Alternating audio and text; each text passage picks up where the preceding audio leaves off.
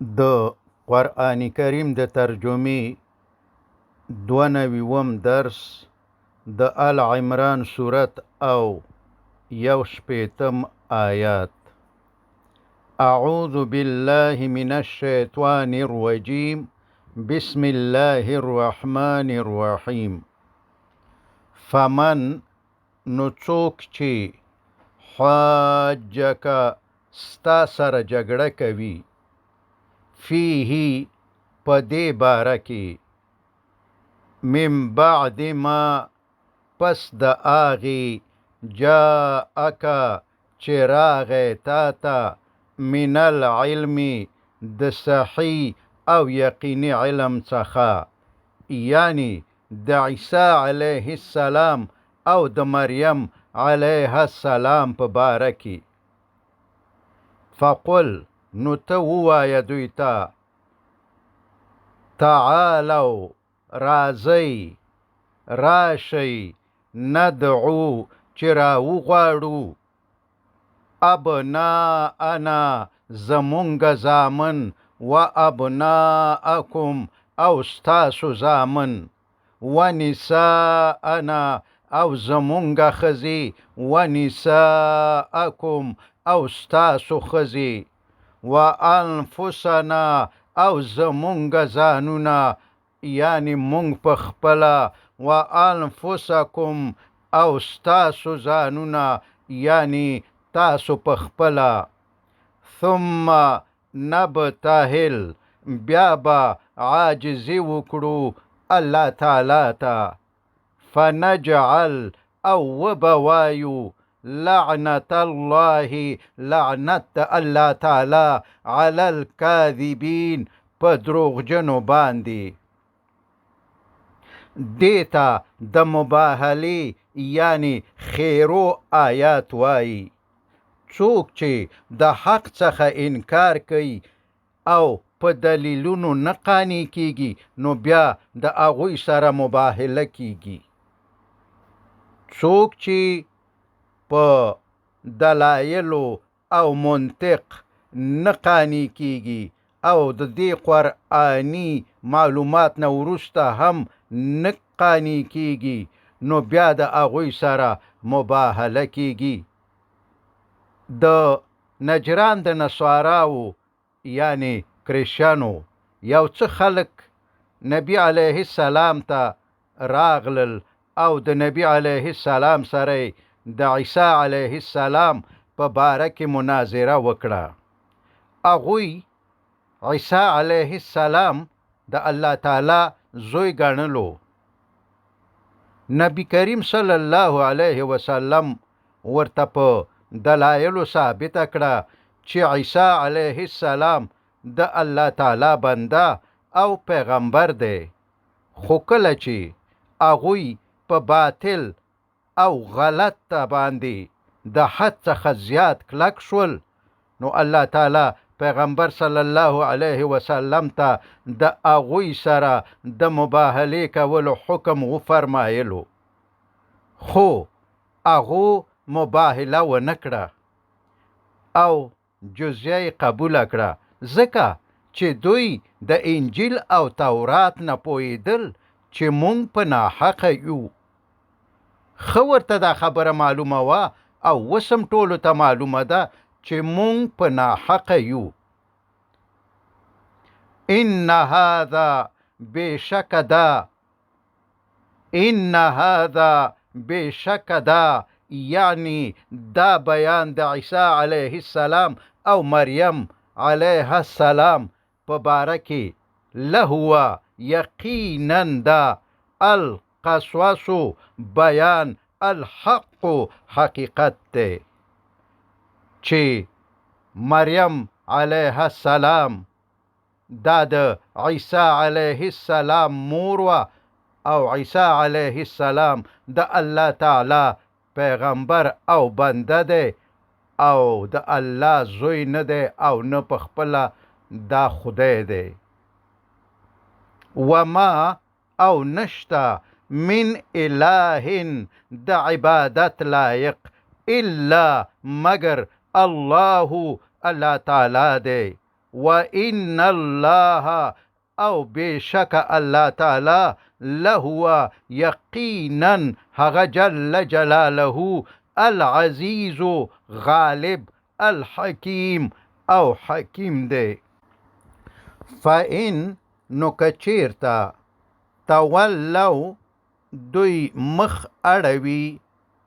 د دې حقیقت څخه د عیسی علیه السلام او مریم علیه السلام په باره کې او بیا هم عیسی علیه السلام خدای او د خدای زوی ګڼي. فإن الله نو بشک الله تعالی علیم پوه دی بالمفسدین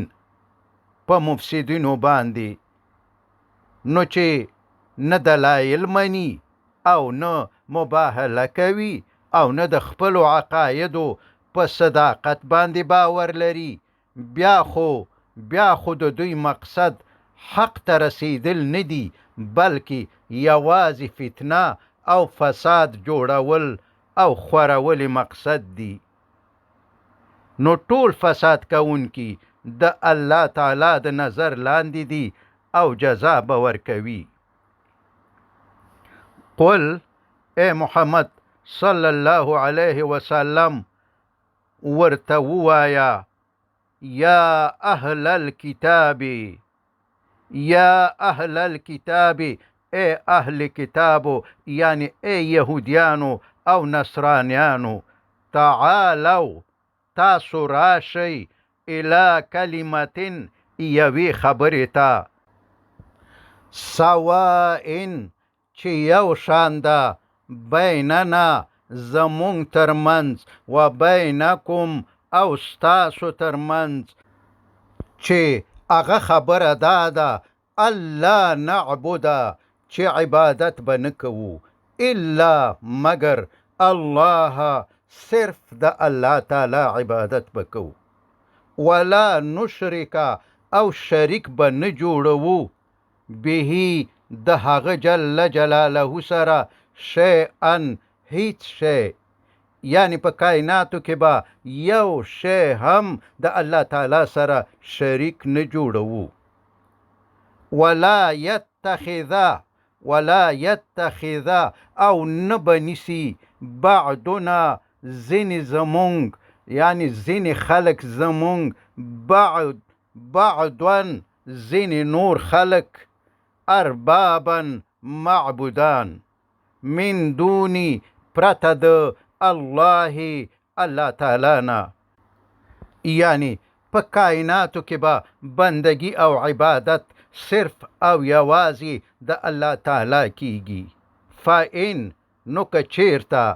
تولو هغوی وګرځېدل ستا د خبرې نه مخ واړوو او ستا خبره ونه منله، فقولو نو ورته ووایه،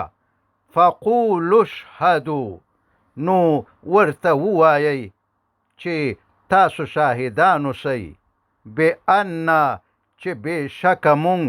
مسلمون مسلمانان یو. یا اهل الكتاب اے اهل کتابو،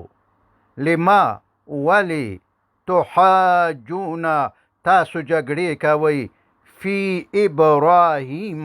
د ابراهیم علیه السلام په باره کې، چې هغه علیه السلام یهودیو که نصرانیو، و حال دا چې ما انزلت نه دی نازل شوی التوراتو تورات والانجیلو او انجیل الا مگر من بعده وروسته د هغه علیه السلام څخه نازل شوي دي. نو د ابراهیم علیه السلام په وخت کې خو یهودیان او نصرانیان موجود نه وو، نو بیا ابراهیم علیه السلام څنګه یهودی یا نصرانی کېدی شي؟ افلا تعقلون، نو آیا تاسو عقل نه استعمالوئ؟ آیا ستاسو عقلونه دا مني چې ابراهیم علیه السلام دی یهودي یا نصرانی وي؟ ها انتم هؤلاء، واورئ، خبردار شئ، تاسو هغه کسان یاستئ، حاججتم چې تاسو جګړې وکړي، فیما په هغه څه کې لکم به چې تاسو ته وو په هغې باندې علم یو څه علم، یعنی تاسو په هغه څه کې جګړې وکړي چې د هغې په باره کې تاسو ته یو څه علم او پوهه ستاسو د کتابونو نه وه، چې هغه د نبي علیه السلام صفتونه او پیشګویۍ دي، مګر سره د پوهې تاسو نبي علیه السلام ونه منلو. فلما، نو ولې، تحاجون جګړې کوئ، فیما په باره د هغه څه کې لیسا چې نشته لکم به تاسو ته په هغې باندې علم هیڅ علم، یعنی د محمد صلی الله علیه وسلم په باره کې چې تاسو ته د تورات او انجیل نه هم ښه معلومه وه چې محمد صلی الله علیه وسلم د الله تعالی رسول دی، نو هغه صلی الله علیه وسلم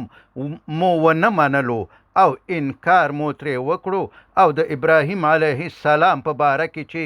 علم او صحیح معلومات هم نه لرئ، په هغه علیه السلام دعوه کوئ. نو معلومه خبره ده چې تاسو حق او حقیقت نه غواړئ، بلکې په ځمکه کې فتنه او فساد جوړوئ او خوروئ یې. والله، او الله تعالی، والله یعلم، او الله تعالی پوهیږي، وانتم، او تاسو لا تعلمون نه پوهیږئ. ما کان، نو ابراهیم، ابراهیم علیه السلام یهودیا، یهودی، ولا، او نو نصرانیا، نصرانی، یعنی کریشن، ولکن، او لیکن، کان، هغه علیه السلام وو حنیفا، حنیف یعنی په حق دین، مسلمن، مسلمان، یعنی حکم منونکی د الله تعالی، وما کان، او نو هغه علیه السلام من المشرکین د مشرکانو څخه. ان بشکه اول الناس نزدې د خلکو څخه به ابراهیم د ابراهیم علیه السلام سره للذین یقینا هغه خلک دي اتبعوه چې د هغه علیه السلام پیروي کړې ده. وهذا النبی، او دا نبی محمد صلی الله علیه وسلم دی، والذین، او هغه خلک دي آمنو چې ایمان راوړی دی، والله، او الله تعالی ولی المؤمنین د مؤمنانو دوست دی. وصلى الله تعالى على خير خلقه محمد وآله وأصحابه وأزواجه وذريته أجمعين.